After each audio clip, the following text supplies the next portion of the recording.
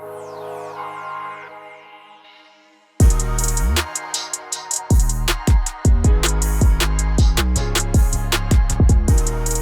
Jordan.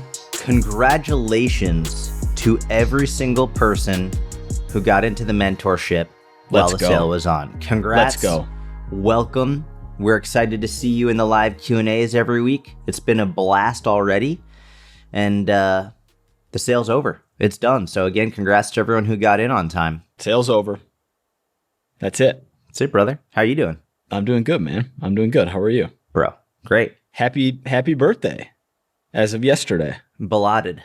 It's a belated birthday, but thank you. Yeah. Thanks, man.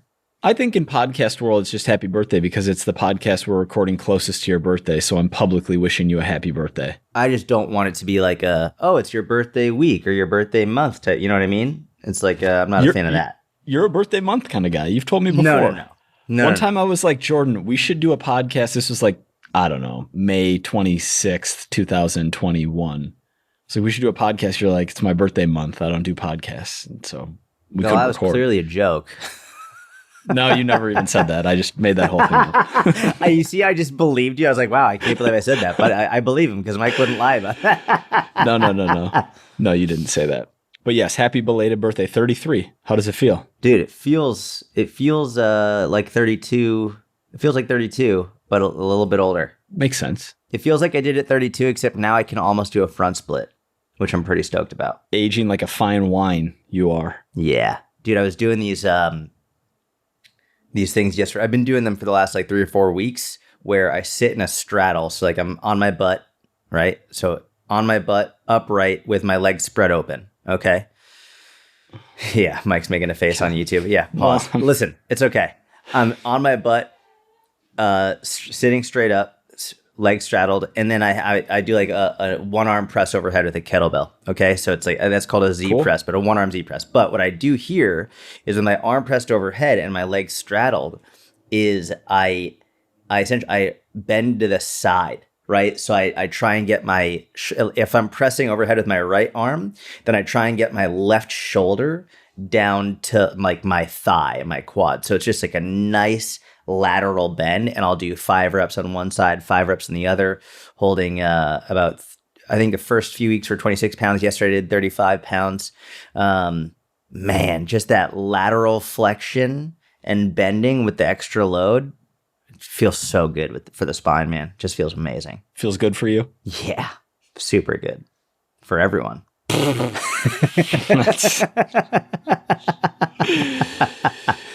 Not what Squat University would say. Yeah, he probably wouldn't like that.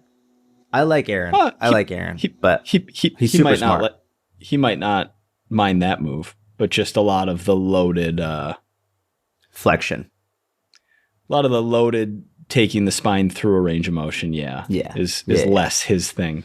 It's funny though, like I like him a lot. I consider him a good friend. In this day and age, I think people are shocked when people hear that someone might have slightly different opinions than someone, or even literally completely different opinions on one thing, and still be friends with them. It's like shocking. Like, really? You have different opinions on loaded flexion and you can still be friends? Yes. As wild as that may sound. Yeah. I feel like it's the people who like just get into fitness, who are like within their first couple of years, who are super passionate about something, and then they learn something at one of their seminars and they're like, this is the only way. And then all of a sudden it's like they won't be friends with someone because they have differing views on something fitness related. That feels like an internet phenomenon. I feel like in the absence of the internet, I don't think that would exist. 100%. I think it just changed communication and socialization so much and how we interact with others that, something as silly as having differing views on a niche aspect of fitness would not cause the kind of negative repercussions that it does. I feel like that started maybe around like when Reddit first happened and people were being called neckbeards and mouth breathers and stuff. Those are both good insults. They're really good insults. They're high quality, like, those are good insults. Yeah. But around that, I don't know, around 2012, 2013, people started getting in real arguments on the internet over stuff where if they were in person, it just wouldn't be a thing. And they just started who cares? hurling these insults Yeah. Yeah. And then there became these like subsets where like if you're in person and you're a power lifter and someone else is an Olympic lifter, you're both just lifters and it's fun and like you like are cool with each other. But online, then there's this cult of like, well, I do powerlifting and I do Olympic lifting and you suck. It's like you're both lifting. Shut up. Yeah. New study just dropped. Oh wow. Which journal? Whatever journal Eric Helms publishes his own studies in, because he was running the entire kit and caboodle. 2 groups of men, I believe, like intermediate trained men, and had them, there might have been 3 groups. There were definitely at least 2 groups. One was in a very small caloric surplus. So like a 5% surplus. Oh, is he talking about this with Dr. Mike? I saw a thumbnail about this. Okay. Yep. I didn't watch the whole thing. That's exactly the video that I watched. The other group was consuming 600 calories more per day on average. So one was in a slight surplus and one was in a large surplus. Okay. And over the course of 8 weeks, they gained basically the exact same amount of lean tissue. Wow. Except that the higher calorie surplus group gained 5 times as much body fat.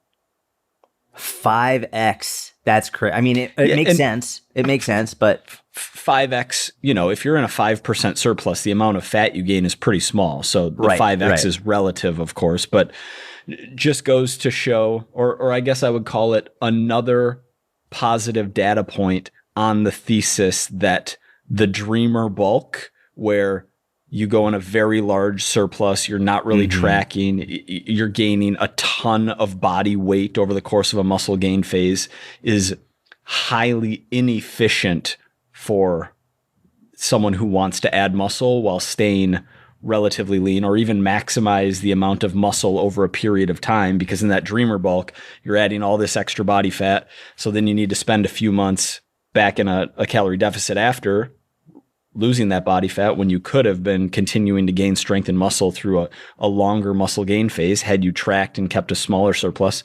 Yeah, interesting. Makes total sense. It seems like the dreamer bulk would literally only be good for someone who actually needs to gain substantial amounts of body weight, not just muscle, but they need to put on more weight, whether it's like a powerlifter, strongman, or even someone overcoming like disordered eating habits. They need to put on weight more quickly. Otherwise, if your goal is for muscle gain and health and just overall like athletic performance in general, there's no reason to be doing a dreamer bulk. Unless like you're just like, fuck it, I want to. Cool, that's fine. But you're going to then have to go into deficit later on. But from an optimization perspective, yeah, a minimal caloric surplus seems to be enough to elicit the muscle changes that you want with minimal fat gain. Yeah, which is good to know, and goes back to, I think I've said on here before, it's borderline more important to be tracking meticulously in a muscle gain phase or in a lean bulk than in a fat loss phase. At least as important, if not more important. This is one of the really cool parts that like we're in a very unique period of time in the fitness industry and specifically in fitness and specifically in research, because up until very recently, researchers were not necessarily fitness enthusiasts, right? They were not, they were often researching based on health outcomes without much to do in relation to like optimization for muscle growth or fat loss. And it was just, and often it was very poor study designs because they didn't transfer over to what fitness enthusiasts really cared about. A lot of studies initially were done on cyclists around muscle growth and not actually like weightlifting. And so it's just very interesting now where we have someone like Eric Helms, or we have someone like Dr. Mike, or we have these people who are unbelievably intelligent and also unbelievably passionate about science-based strength training. And they're able to study the stuff that we really want to know about and design really, really great studies. It's actually a really wonderful thing that we have that we've never really seen before. Yeah, I completely agree. On that note, I actually had a question for you, being someone who's more on social media. Do you Well, have you're on social media again, so. Not really. Not really. I had like a Oh, wow. 3 day scrolling streak, and then I was like, this feels terrible. Deleted Twitter back off of my phone. Nice. Smart. Yeah. Yeah. Just been staying Okay. busy, getting a lot of steps. Oh, it's the best. Steps are the best. But on Instagram, this is a question that I'm genuinely interested in your take on. Who are the top 5 accounts for the purposes of like new research, changes in the fitness industry? Like, I don't know if I'm the right person to go to because no, I mean, I'm gonna say I'll give a few, but I don't know if I'm the right person because so much of my feed is not fitness. Like I've really curated my course. feed to not be that. But like I'll tell you this, I still think Alan Aragon is one of the top ones for sure from like a nutrition perspective. And his account continues to grow and get very good engagement, and I still think he's highly regarded as even among the younger generation, even among like the 20s and 30s, the people who might not have been around when he was making a name for himself. I think they're learning about him. So I think he's a major one. I think there's a really wonderful guy named Kassem Hansen. Okay. He's I think he right now is one of the biggest for muscle growth. Him and I would say Mike Israetel are Mike Israetel is huge. I mean his YouTube just dominates. But I think Kassem Hansen and Mike Israetel are two of the biggest ones from a science-based perspective on muscle growth. I would say, oh, you know who's really big? And I actually don't really follow his stuff. I used to actually, probably about 10 years ago, I used to follow. Menno Henselman is like or Menno. Mm-hmm. He's really big. Like I see people sharing his stuff a lot, so I think he's really big in that world. Cool. Who else is really Lane big? is Lane active on Oh Instagram? yeah, I can't believe. Wow, I'm an idiot. Yes, Lane. Lane is one of the biggest, if not the biggest, in terms of all of it. Yeah, he's absolutely one of the biggest ones in terms of research that people look to, and he has done a great job for sure. You know who I actually really like, who does not have as big, like she has a pretty big audience, but like it's not as big as I think it should be. What's her Instagram handle? 1 second. I think I told you about her. Food Science Babe, I think is what her Food Science Babe. Okay. She has a big audience. It's 561,000. So she has a very big audience, but I don't think enough people know about her. I feel like she should have 10 million, but either way, she's great. Also, you know who else is very science-based is this guy named Dr. Idz, Dr. IDZ. He's based out of the UK. Very science-based, very research-based. I like him a lot. So yeah, I'd say those are some of the best. Also, Dr. Danielle Bellardo. She's a cardiologist. I've had her on my podcast. She's phenomenal. Dr. Nadolski, Spencer Nadolski. He does it in a very unique way, but yeah. All right. Thank you. You're welcome, brother. You curated your Instagram, or your Instagram curated you? Which way did it go? Oof, that's a real philosophical question. That's modern day philosophy. I would imagine curated my Instagram. You think so? I curated it too. Oh, dude, I know so. You kidding me? Instagram didn't teach me about jiu-jitsu. Instagram didn't teach me about stand-up comedy. Yeah, but the majority of what you see, I would imagine, is from people you don't follow. Yeah, but it's mostly jiu-jitsu and stand-up comedy. You know what I mean? Like that's the majority of what I'm seeing, and it's like because that's what I interact with. Things you're more that's interested in. Yeah, correct. Yeah. So I mean, like I feel like the era of curating your own social media intentionally is over, unless you're actually going into the people you follow, and then you're like following people whose stuff you want to see, and then you're muting people you don't want to see or unfollowing or whatever, and then that's the way to actually curate a feed. Or you can do that on X as well, is only look at the people you follow. There's an option. There's whatever, for you and following. I don't know what they're actually called now, but nobody goes on the following. Like, you didn't even know the following tab was there. No one goes on there following on Twitter. It's all correct. for you, real base, just like give me hyper stimulation when people are consuming. I think that you curate your feed based on your interests, because it will show you things that it's going to know you're interested in based on what you've interacted with before. But I do think your feed can curate your opinion.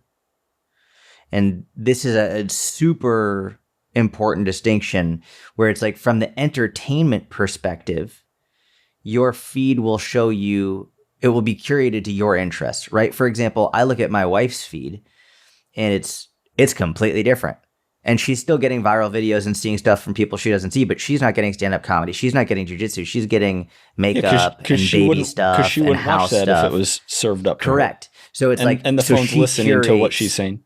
So she curates her feed based on her interest. We're debating semantics, but it's not intentional. Like, but I think the opinion, this is the important part. This is the part that interests me, is where the feed and the posts that you see, especially related to news and current events, it will change your opinion based on what it's showing you, which it has massive implications in regard to the actions you take. It has massive implications in regard to what you believe in regard to current events, world politics, current like health standards, like everything. I think that's a major distinction to be made. Interesting.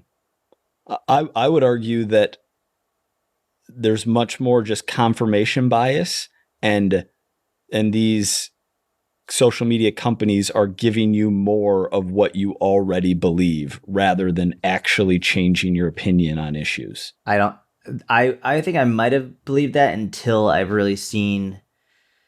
seen number one, what's going on with the conflict in the Middle East, Israel, Gaza. There are people who have no clue. They have zero education on it, and they're creating opinions. Then there can't be confirmation bias. If I'm talking about issues where you already have an opinion. If you don't have an opinion, there can't be confirmation bias. But even like vaccine stuff, where it's like vaccine stuff where people might not have had an opinion, but then all of a sudden, like they're just seeing all these.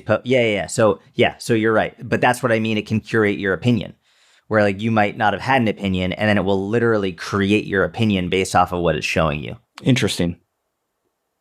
It's probably a good lesson that you shouldn't be forming opinions based on 15 to 30 second clips on the internet, but rather going to first principles, using critical thinking skills, reading books, reading long form, like, yeah, which basically no one's doing. So correct. We're screwed essentially. We're fucked. We're in real trouble. And we all need to get flip phones.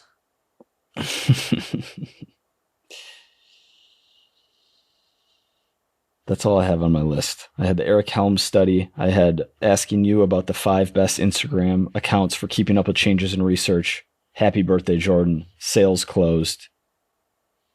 You got the De Niro going with the cigarette. What do you got on your list today? Oh, my list? Yeah, remember? You were going to add a couple things to your list? Yeah, I was going to add a couple. I'm on Leviticus right now in the Bible, reading Leviticus. By the way, this is Jordan. Like, the teacher's like, Jordan, what did you get for number 6? And Jordan didn't do his homework, and he's like, number 6? I got... It's funny. Leviticus. Genesis, Exodus, Leviticus. All right, book number 3. Yep. Leviticus, I feel like there's a lot of... laws. That's where a lot of the rules around what you can and can't eat are. Where just like rules in kosher general. subscribe. Yeah. A lot of rules. A lot of rules. A lot of numbers in that too. You build the tabernacle 7 by 7. Was that Leviticus? Yeah, I don't know if that was Leviticus or I think that might have been the end of Exodus, where it's like, you want to build it to this many cubits, this long, and I was like, man, this is is Leviticus where it's to like read. Talking about you cannot have sex with your mother-in-law. Yes. If you're like, if your stepfather is this, then you cannot sleep with your sister. And like, if your brother dies, you cannot take his wife as your wife. Yeah, it's like a lot of rules around that. It's a lot. Like pages and pages of that. But then there's others where it's like the kosher laws, where it's like, you can only eat things that live under the water if they have scales and fins. But so that's what, why Jews who keep kosher don't eat like shellfish because they don't have scales or fins. But it's like a lot of these rules and laws are coming in. It's very interesting. It's very interesting. Yeah. That's awesome. What has motivated you? Are you just slowly making your way through the Torah? Yeah. Cool. I read, I try and read like a few verses every night. I've been doing this for a while. Like that, I'm on several hundred pages in, so been doing it every night, but just slowly and surely trying to make my way through. Yeah. Not an easy read it's dense, either. Dude. Oh my gosh. Dense and confusing. It's real dense. Yeah. Mm-hmm. Yep. But even, there's debates among theologians and even like people of different religions or, sects of various religions about how to, like, whether or not reading the Bible on your own makes sense or what. I would say that simply out of curiosity to see what, like, even if you're not absorbing all of it or even if it doesn't all make sense, there's definitely value in sitting down and reading it by yourself. Yeah, and then I'll Google certain verses where I'll be like, Leviticus, like 22:13, and I'll just like Google it and see what people are saying about that verse. Like what are some interpretations of it? And just so I can get more potential insight because, man, there's so much. But yeah, it's interesting. Sometimes my wife and I will sit down and we'll talk about it. So I love that. Yeah. Dog life. Curtis good? He's getting better. He's definitely getting better. He's getting more calm. He's freaking huge. We got him. He was 12 pounds. And now he's over 30 pounds. Wow. Just in like a month and a half. Yeah, it's crazy. He's on a real dreamer bulk, as you would say. He is. He's good. But he's adding a lot of muscle. A lot of lean tissue. Yeah. It's crazy to see how much he's changed. Are you injecting him? What? Are you injecting him?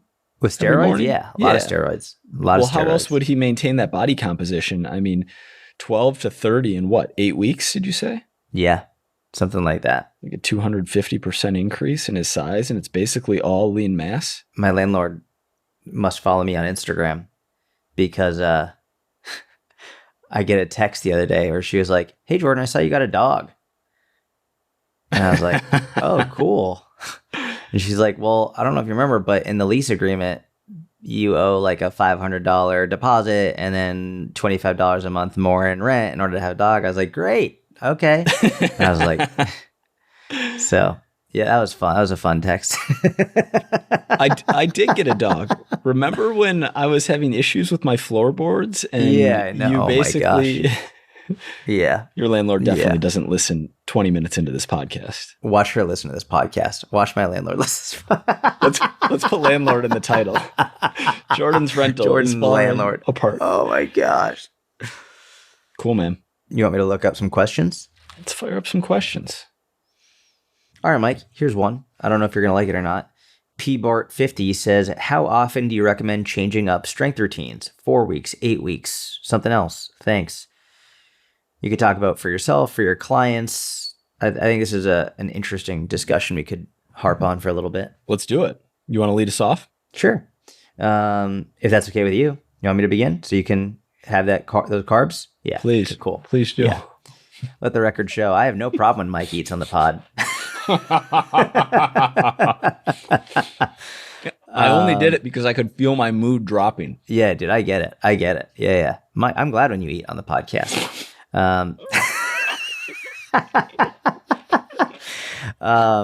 What are you eating? What's your carb? A Cliff Bar. Oh, nice. What flavor? White chocolate macadamia nut. I eat it basically for it's essentially a candy bar to me in taste, but with way better macros. It has 9 tag-along protein, only 7 fat, 42 carb, and it's got a sneaky 5 grams of fiber in there.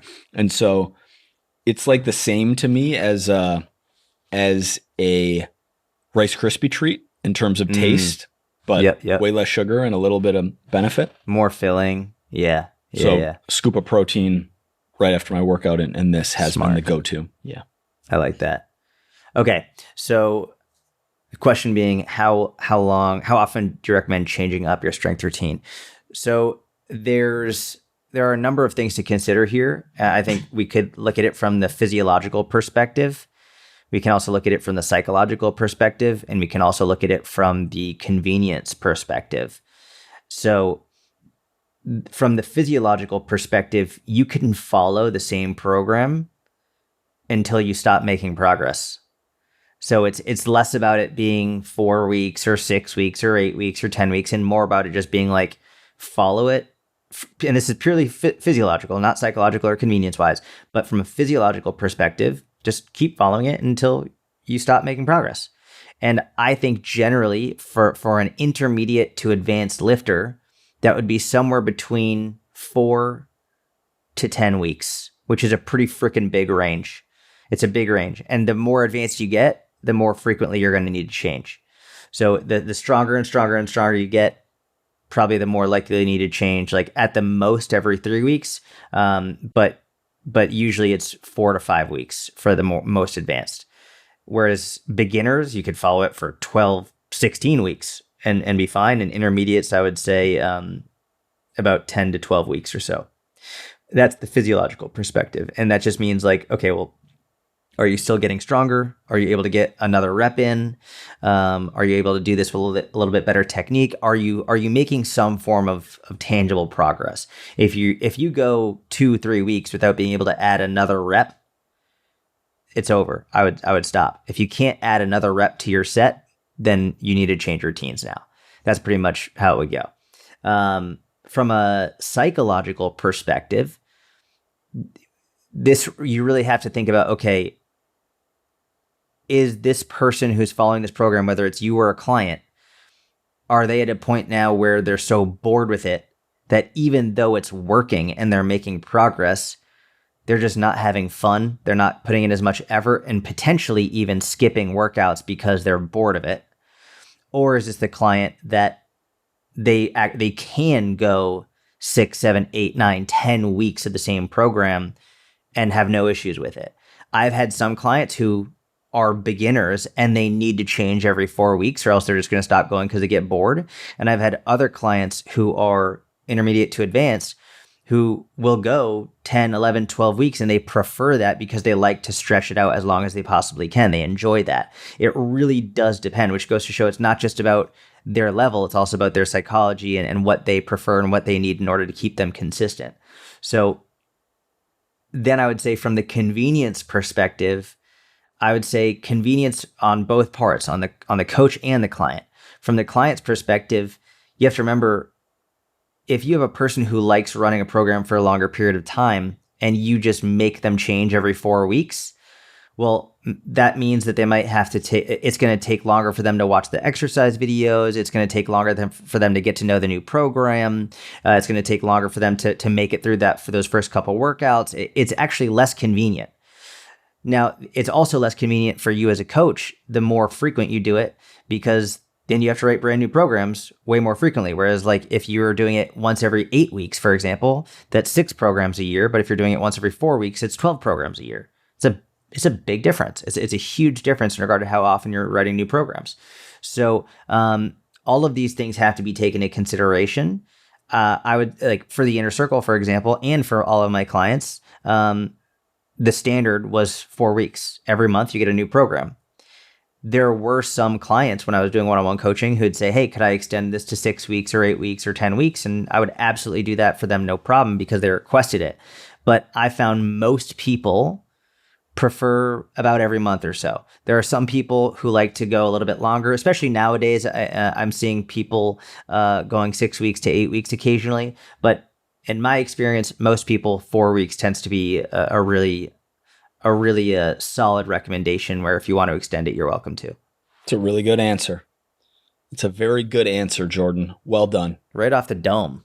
Right off the ESTP, off the dome, just navigating the trenches of... Let you finish your carbs, no problem. I feel great. I feel like my glycogen stores are just replenishing. Yeah. So we can dive in on individual parts of what you just said. I have found through working with lots of clients that when... Thousands of clients. I mean, over a decade now. It's been a long time. Thousands, tens of thousands. Jordan's worked with millions of people.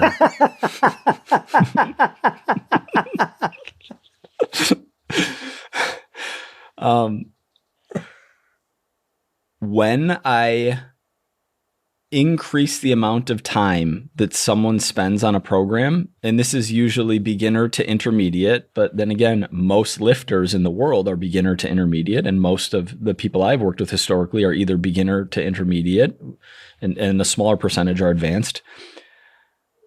I have gotten positive feedback from clients who were used to high frequency program changes and switch to lower frequency program changes. And here's what I mean. Maybe when they came to me for coaching, they were following a program where they got a new workout every single week. Or maybe they had some modifications to their workout every 2 weeks. It was either a previous coach or a program that they were like an ebook type program that changed things every single week. And they thought that variety was necessary to make progress. And then they started with me and we were doing program changes every 4 weeks, which they were great with. I'm the coach. They're going to listen to what I'm saying. They trust me. When we moved to 6 weeks, or we moved to a new program every 8 weeks from 4 weeks, many of these people said, wow, I actually really like this because in weeks 4, 5, 6, 7, when I previously thought I might have been getting bored, or right when I would have gotten a new training phase, was right when I started to get comfortable with the current workout. So maybe around week 3 or week 4, I really started to get in a groove, and then things would change, which maybe they thought was necessary to make progress for whatever reason. But they found that staying on the same training phase a little longer helped them probably with skill acquisition, right? Just getting more repetition in with the same workouts, using the same exercises. It was probably the biggest aspect of that. But yeah, the overwhelming percentage of people and feedback that I got actually enjoyed slightly longer training phases compared to slightly shorter training phases. Yeah. Yep. Agreed. Good. Somewhere between 4 and 12 weeks, and the more advanced you are, the more frequent a program change. You know what's interesting, actually? Program change doesn't have to be anything crazy, right? When you get a new training phase, it doesn't have to be a massive change in training style. It doesn't have to be all new exercises, right? Like, so that's something that maybe some coaches, a common misconception or something that they misunderstand is what needs to be changed in a training program from phase to phase. Yeah, sometimes what you can do, and I think it's a little bit more, I personally don't like doing this very much, especially if I was working with a lot of clients, it would be harder to do this. If I'm working with a small handful, I could do this no problem. But if you're working with 40, 50, 60 clients, like this gets really difficult. But what you can do is let's say someone is still making progress in their deadlift, but their dumbbell row has stagnated. Rather than giving them a whole new program, you just change that one exercise. That's literally it. So you don't need to give them an entirely new program. You change the exercise or exercises that are stalled, and you keep the exercises that are still progressing. Again, I don't personally like to do that, especially when you're dealing with more clients. It's a lot to track, and it's much more difficult and much more time intensive. But you can do that, and I think more important than actually doing that is just understanding. It really does. It's more based on whether or not they're progressing and less based on a certain number of weeks. Yes, absolutely right. And having an understanding of what progressing looks like. Meaning, if you stall out on weight and reps on a leg press or on a deadlift as one of your first compound moves of the day, it makes more sense to make a modification to the program than, let's say, a dumbbell lateral raise or something like a single arm cable side raise, which is very hard to make progress on. Like if you're not making progress on your dumbbell lateral raise, that's just because the weights are in 5-pound increments and the side delt is a very small muscle group, and it's really hard to make progress on that move. So there are areas where you're not going to see the reps go up every single week, and that doesn't mean you're not making progress. Yeah, that's exactly right. So this isn't a question from the Q&A, but I think this is an important and relevant discussion point to how often you change programs. What are your thoughts on deloads? And I think especially deloads for that beginner intermediate population, which is probably the majority of who you and I work with, the majority of probably the people who are listening to this podcast are working with. What's your thoughts on deloads? For that population, beginner, intermediate, they're not training for the Olympia. This isn't their career. This isn't their like number one favorite thing in the entire world. For that population, deloads are going to come naturally. Deloads come when they fly to Wyoming to visit their grandma for Christmas. Deloads come when their kids have spring break and they go to Florida and they might do a little pumpy workout in the hotel gym, or they might just take an entire week off. Deloads come at random times throughout the year. Deloads come when you get sick and you get the flu in the fall and you have to take a week off of training. Deloads come naturally and training breaks come naturally throughout the year, frequently enough that you don't need to schedule a deload every 4 or 5 or 6 weeks. Correct. You know who I think, aside, and we could talk about this, but aside from like the professional athlete, if we're talking about the everyday person, I think the person who really benefits from planned deloads is that, we'll call it 14 to 24-year-old kid who is just fucking obsessed with the gym. Mm-hmm. This kid, and boy or girl, I don't care, boy or girl, around 14 to 24, they go to the gym and they are there, and every set is taken to complete failure. They're there for 2 hours a day, 6 days a week, and they love it. This is the kid who needs planned deloads, because left to their own devices, they will train to failure every single set of every single workout, 5, 6, 7 days a week. And they need, hey, every 4 to 6 weeks, you're taking 1 week of, and I wouldn't even say you have to go 60%. I would just say, no going to failure. Just don't go to failure. Like, just don't go to failure. Like, that's it. No failure for this 1 week. That's it. And I remember being that young, and people would say, you got to take a deload and just go really light, or like go at 50%, or they would even be like, just don't go to the gym. I'd be like, don't go to the gym. What are you, an idiot? Like, what do you mean don't go to the gym? I'm going to go to like, I would be in the gym the day before a powerlifting competition. I just loved being in the gym. Mm-hmm. It was just, don't go to failure. That's it. Otherwise, just like you said, for the average everyday person, you don't need I don't even think you need a deload week. I think that you can really just be like, oh, you don't feel very good today? Okay, just go lighter today. It doesn't need to be a whole week of lighter weight that week. It can literally just be like, oh, do you not feel so good today? So maybe instead of doing 3 sets, we'll just do 1 or 2 working sets, and you just reduce the intensity. But then maybe they come in the next day and they feel great. I'm not going to say, well, you still have to be on a deload today. It's like, no, if you feel great, then fucking push it. Mm-hmm. Go really hard. I think it's much more just, let's go based on how you feel on any given day. But I don't know, if you have a newborn, or if you're traveling a lot for work and you haven't slept much over the last month and a half, yeah, let's just take this week light. Let's just not go crazy this week. It's much more simple than people would really have you believe. Yeah, completely agree. Do you have any strong opinions on deloads versus training breaks? You mean either reducing weight / intensity or taking time away from the gym? Yeah. I think it really depends on the person. If you're a person who loves the gym, like, I couldn't really imagine telling you you need to leave the gym. You love the gym. Mm-hmm. Like, you're born to be in the gym. Like, you love, like, I feel like you love working out now just as much as you did when you were younger.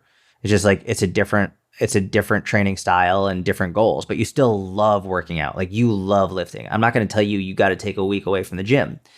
Whereas for someone else who hates working out and they force themselves to do it and they show up 3 to 4 times a week, every single week, and they've been doing it for 3 months, yeah, take a week off. I don't know. Go hiking, go swimming, go rock climbing, whatever it is. Like just don't go to the gym this week. I think that is important for that type of a person who's just forcing themselves to go every single week, and they're doing it. But for the person who hates to go and also doesn't go consistently, no, like you've got to show a certain level of consistency before you decide to take that week off. Yeah, I agree. Should we do one more? Let's do one more. Then we got a mentorship Q&A every week, every Weekly? Thursday, Weekly at 1 p.m. Central, 2 p.m. Eastern, live Q&As with the mentorship. Dude, I tracked yesterday. I tracked my nutrition yesterday for the first time in I don't even remember how long. Okay. I was in the gym. I don't even remember what prompted me to do it, but I just opened up my app and plugged in, used Mike's equation and hit recomp as the goal. Always be recomping. And just like, I'm just going to follow these today. And I adjusted them slightly because it was very high carb, very low fat on training day. And so I brought fat up just a touch and I left carbs where they were. I have been, like, I always assume when I'm not tracking that I'm in the ballpark of where I should be. I have been consuming so much more fat and so much less carbs and probably a little bit less protein than is optimal. And that's fine for maintenance, and that's fine for digestion, and that's fine for general health, like carb versus fat levels and where they are relative to one another. But for training performance, having high, like I've literally doubled my carbs and probably cut my fats in half. And my workout felt, sample size 1, but it flipped something in me that remembered, oh, this is what 400 grams of carbs a day and keeping fat under 60. Like, this is what these food choices are. And this is what this feels like in terms of satiety and training performance. And yeah, I think regular listeners of the podcast really have a good understanding of you. But for, let's say someone's listening and they're new, or even someone who's listened for a while and they don't fully understand you, it's like, this is a big deal because you're dialed. Like, you are an ISTJ, you're a numbers guy. For you, this just highlights the importance of tracking. Because if you aren't really even as close as you think you should be, then, or as you are, no one is. I'm definitely not. Yeah. You know what I mean? And most people are not. And it's just, for someone who is as numbers oriented as you and as overall as dialed as you are, I mean, it's a very poignant example of how you really need to at least have times throughout the year where you do track, even if you don't track all the time. Just do it a day here and there to be like, oh shit, it's a wake up. What did you do to bring down your fats? Do you have less almonds or fewer almonds? Like, what'd you do? Fewer almonds. I have these kind of degenerate protein bars that are really fat bars that are delicious. I think, what's the brand? Power Crunch. I mean, it's 14 protein, 13, 14 protein, like 13 wrapping? Fat. The vanilla cream's in a blue wrapping. So by calorie, it has more than twice as much fat as protein. So snacking on those. What am I eating? Probably oils and butters that are adding up. Nut butters that add up a little bit. Fattier cuts of meat. And look, if you're eating 2,500 to 3,000 calories a day and you're not really paying attention to fats and you're just saying, hey, minimum 150 protein, salmon, this coconut rice that's delicious but has 10 grams of fat per 80 carb rather than normal rice that has 0 fat or 1 fat per 80 carb. All of these little places where it adds up. It's just people who think they consume too much carbs, donuts, muffins, pizza, whatever it is, these foods are so much more fat dense than we think. Yeah, that's so true. They look at something like a muffin and think, oh, so many carbs. It's like, yeah, I mean, they're carbs, but like a lot more fat than you realize, and it really adds up. And fat is 2.25 times as dense as carbs. So if something has 20 grams of fat and 50 grams of carbs, that means they have very similar amounts of carbs and fats. That doesn't mean there's way more carbs. Are you going to bring back the snack wells? Dude, yesterday, do you know what I was craving? Because I was at like 52 fat out of 60 and still needed to hit another 130 carb. I'm like, how am I going to do this without trying to blast sugar through the roof? Because I'm trying to keep it relatively clean. But do you know what I wanted was those muffins from the Hamptons from King Cullen. Oh, man. those were unbelievable. Yeah. Yeah, a lot of sugar. What were the in those. macros on those? 74 carb, 2.5 fat, That's and like crazy. 6 protein, and delicious. Yeah. You used to eat 4 of them in one day. Oh, to be young again. That was when you were on test. I was. Can you please clarify so people don't actually think I was? Mike's never been on anything. Yeah. That was a joke, but people thought that he was. I thought I might have been. You were that huge. C4 had something funny in it. Had some funny It was business going on. unbelievable. Yeah. You were super lean and just outrageously jacked. You could have stepped on the Olympia stage within like a year of that, and you were going for 225 by 25 on By the bench. 20. Remember that? 225 by for 20. 20 reps. Yeah, combine. I might have to bring back that goal because I never hit it. Bring out the. Do you have the program still? Yeah, I would have to. I'm not even in a position to start that program though. Oh yeah, you are. You're definitely in a position to start that program. I might be. Great episode. Thank you for listening. We're here every week, Tuesdays. We love you. Have a great day. See you next week. See ya.